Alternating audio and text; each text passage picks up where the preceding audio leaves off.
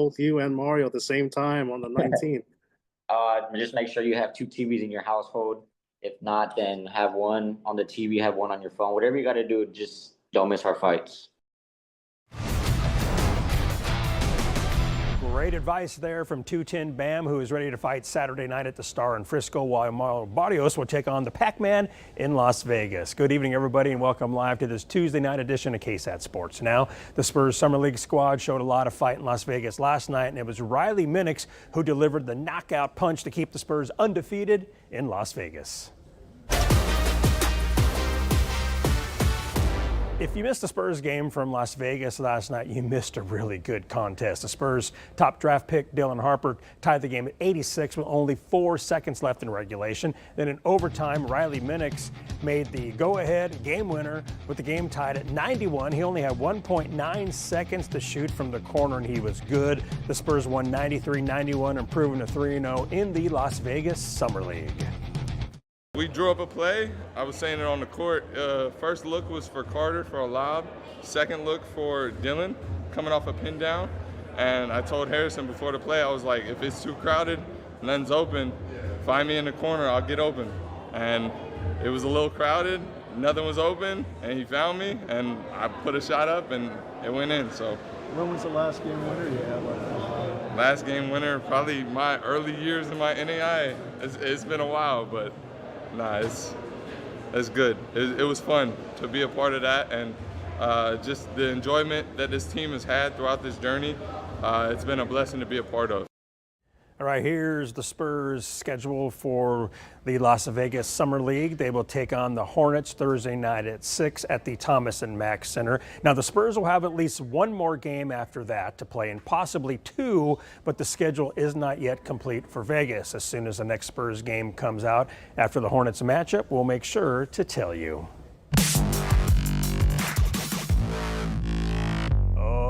Football is right around the corner. This time next week, we'll be in Oxnard covering the Cowboys training camp. And before you know it, our area high school football teams will be back on the gridiron as well. And when they start, some schools will begin the year with new head coaches. Marion High School has hired a new head football coach. After spending 20 years coaching at Judson High School, Joel Call is taking the head coaching job for the Bulldogs. Call is excited for the growth of the program and wants to make the community proud.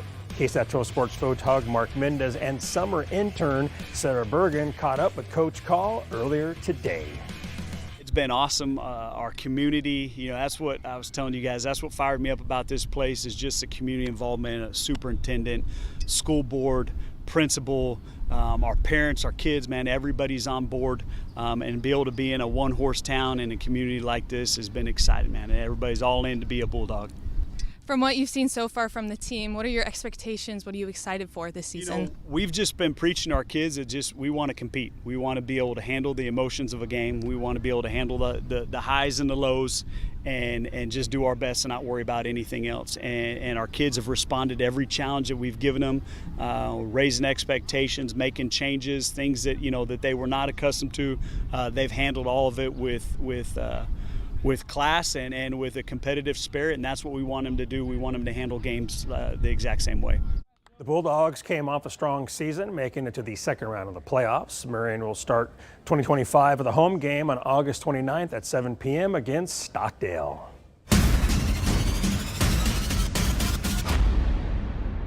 All right, this coming weekend may just be the most action-packed weekend in San Antonio boxing history. Both Mario Barrios and Jesse Bam Rodriguez will be fighting at the same time in different parts of the country, and both will be putting their world title belts on the line. It's crazy to think about, but both boxers have been preparing for months to headline their main event fights. This week is fight week, so let's start our previews with 210 Bam. So how has camp been going for him? What will it take to win on Saturday, and how does Bam respond to some social media trash talk? Sports producer Daniel Villanueva caught up with Bam to find out more as Bam looks to unify super flyweight belts. I got to camp May 11th, so this is my 9th week in camp. But aside from that, camp's been going great. Camp's going to be camp always. So it's the same thing, but you learn, you adapt, and become a better fighter. I feel like this is the best I've looked, the best I've felt my whole career. So I'm very excited for next Saturday. So considering everything you just said, no concerns with the layoff. I mean, this is your first fight of the year, so it's been a while. So Yeah. no concern about the any rust or anything like that. No, I mean, I stayed busy in San Antonio this time. Stayed a little bit more busy than my past fights. So the fact that I was able to do that when I came out here to camp, I felt a little bit more sharp than the past time. So I feel like that helped me out a lot. And my first day of sparring, I felt sharp already. So no rust, no worries. What is it going to take to win this fight, and how did this fight come about? This fight came about because Cafu, he beat Tanaka, so he became a champion, the WBO champion, and we're looking to unify. So the fight approached us, and we said yes. So that's how that happened. But as far as winning this fight, I just got to go out there and be me. I don't got to do anything different. I know he's a dangerous opponent. He has power, so just be a little bit more cautious, more defensive. But I'm gonna go out there and just give a band performance. Speaking of band performance, you're going back to a place that you've already won before, headlining. Yep. Now, what's it like going back to the Ford Center and fighting there and being able to fight back in Texas? Yeah, well, just being back in Texas in general, after being away for so long, it's gonna be pretty cool. But the fact that I'm fighting there at the Star for my second time, it's gonna be exciting. I know a lot of my people from San Antonio are gonna show up and watch the fight and support me. I've come a long way since the last time I fought there, so I know I have a lot more fans. My style has gotten a lot more exciting, so I'm just overall excited, blessed for July 19th. Is there an advantage fighting someone that does not have, even though he has a belt, he just doesn't have as much ring experience as you? Is there an advantage to that, fighting someone with not as many fights? Yeah, definitely. I feel like it's a huge advantage just knowing that you've fought more rounds, you fought better opposition. I feel like you just go in there more confident and you're just able to adapt a lot quicker than your opponent that doesn't have as much experience. To unify the belts here, what would that mean? Because he's looking for the upset. So what would Yeah. it mean for you to take his belt and look for another fight down the road this year? Yeah. Yep. I mean, winning this fight right now would mean everything to me. Unifying in another weight division, this would be my second one. So the fact that I would be able to do that, not many fighters are able to say they have done that. So the fact that I would be able to be a part of the bunch that have it'll be a great accomplishment for my career. I want to read to you something that your opponent said recently on social media. Not sure if you already saw it, but I'm going to just pretend you haven't. Yeah. He said something recently. I'm the truth, and I'm going to prove it to you all. I'm coming for your head. First of all, what's your thoughts on what your opponent said? I mean, it is what it is. It's not the first time someone has said things about me before the fight. We know what happened to the last guy that was trash talking me. So, I mean, it's really, it don't pay no mind in my mind. So I push it to the side and keep it moving. And with that, your Robert Garcia retweets that and puts a picture of you smiling very confidently. Yeah. No words. You don't have to say anything with that. What do you think of that? Support from Robert Garcia. Yeah, I mean, that just goes to show the kind of people we are. We've never been people to talk trash to our opponents. We go in there, respectful, we show respect, and just get the job done. And that's what people love about us.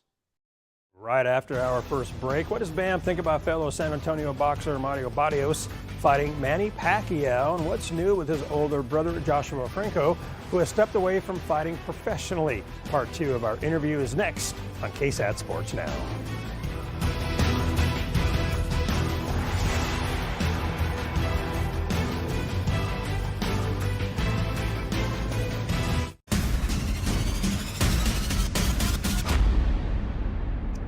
Welcome back, everybody. Time now for part 2 of our one-on-one interview with Jesse "Bam" Rodriguez. You already heard what he has to say about facing Cafu on Saturday. So what does he think about seeing Mario Barrios getting ready to take on boxing legend Manny Pacquiao? What does the future hold for 210 Bam later this year? And what's new with his older brother Joshua Franco, who called it a career 2 years ago last month? Find out now as we continue our interview with 210 Bam. You think of him fighting Pac-Man? And what do you think needs to happen for Mario to come out with the win? The fact that he's fighting Pacquiao is crazy. Pacquiao coming out of retirement to fight Barrios. That's crazy, man. Just the fact that he's doing that against our San Antonio native, my brother Mario Barrios. It's a good name to have on Mario's resume. So I'm very happy for Mario, but he just needs to go out there and keep Pacquiao on the outside, use his distance, use his range. He has everything it takes to beat Pacquiao. I know he's gonna get the job done. I saw that you are going to be fighting in Saudi Arabia at the end of the year to close out the year. Thoughts on that, and like how did that happen? I mean, the Yeah. fight is one thing to fight from San Antonio, and then you go to Vegas and you go to LA and all that, and now you're on the other side of the world. Yeah. I mean, that's a crazy. How did that all go down? Just I mean, my promoters and Turkey, they talked and made it happen, but I mean, I really have no thoughts on that. I haven't paid any attention to it. I've been focused on Cafu, and then after this fight, hopefully I get past Cafu, which I know I can. We can start thinking about that. But as far as right now, we're focused on July 19th. This might be your last couple of fights this year at 115, and that you Yeah. might move up in weight. Is that the game plan for you? What are doing, man? I haven't talked to him in a while, man. He doing Yeah. okay? Yeah, he's good. He opened up a gym, San Antonio Top Dog Boxing, so he's been busy with that. There's been a lot of kids that have signed up, so it's keeping him busy, keeping him level-headed. So he's doing good, man. He's doing good with the gym, just staying busy with my dad as well. What's it like seeing your brother? And I know you do it too, but what's it like seeing you guys as you've gotten older, and in this case, seeing your brother share that knowledge? That's his job. Going out there and Yeah, be able to yeah, help these younger fighters that want to be where you guys have been. What's yeah. it like seeing him adjust to teaching now? It's cool. I know boxing was getting a little difficult for him. It was taking his toll already. He just fell out of love with the sport, but he still has that love to coach and share his knowledge with the kids. So the fact that I'm able to witness that firsthand it means a lot to me. I know that was something he always wanted to do after boxing. So the fact that he's able to do it now, he's doing well with that. So it means a lot to me. And I'm not sure if it's okay to share this, but I remember, when that last fight happened, and then he made the announcement shortly after that he was going to retire.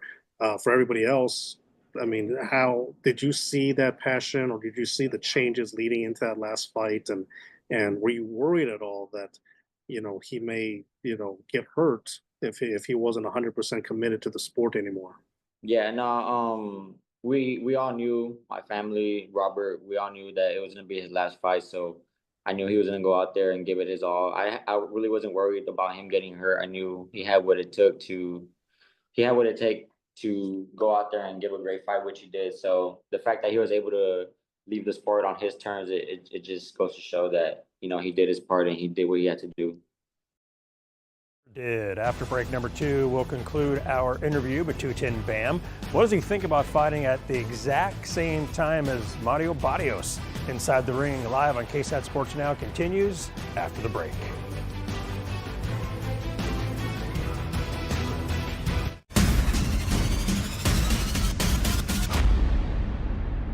If you love boxing, this coming weekend is exactly for you. On Saturday, both Jesse Bam Rodriguez and Mario El Azteca Barrios will both headline their fights, both in different cities and on different platforms. So how do you watch both title defenses go down? Quite possibly at the same time. Bam has an answer for that. Let's show you part 3 of our interview. You're going to be fighting the same day as Mario Barrios. Yep, I mean, yep. just how weird is that two San Antonio boxers will both be fighting with their belts on the line on the same day, possibly at the same time? What do you think of that? It's crazy, just the timing that these fights have lined up, but the fact that me and Mario, both from San Antonio, grew up with each other, headlining the same day, same night, that just goes to show how far we've come with our careers. And I mean, it's bad in a way, just to be in the position we're in. Like I said, headlining the same night, it's amazing. If you're a fan, who do you watch? How do you try to watch both you and Mario at the same time on the 19th? Just make sure you have 2 TVs in your household. If not, then have one on the TV, have one on your phone. Whatever you got to do, just don't miss our fights. Gotcha. And again, last anything else you want to say to the fans back here? Yeah, my last words to the fans of San Antonio, just if you're not watching my fight, watch Mario Barrios, and if you're not watching Mario Barrios, then watch my fight on the Zone. July 19th, two San Antonio natives headlining huge cards on the same night, same time, possibly. So just go out and tune in. Don't miss two great fights. All right, it's Inside the Ring, Rodriguez versus Cafu.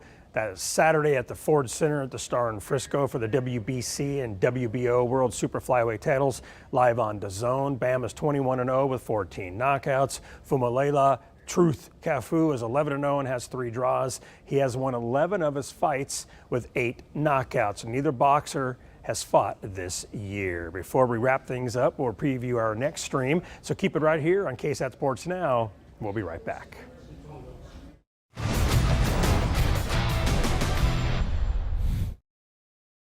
I've been in camp, I think, probably around 3 or 4 months. I've been out here in Vegas just training, just getting ready. Tomorrow night at 7, we'll go one-on-one with Mario Barrios, who is ready to defend his title against the boxing legend himself, Manny Pacquiao. Make sure to join us at 7 p.m. right here on KSAT Sports Now.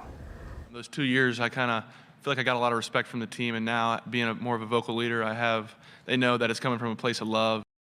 Coming up tonight on the Night Beat, SEC Media Days are here. You'll hear from the Longhorns. Plus, Coach Sark got quite the surprise when he walked on stage today. That's all coming up tonight at 10. And remember, you can catch up on many features and extended interviews that we streamed online.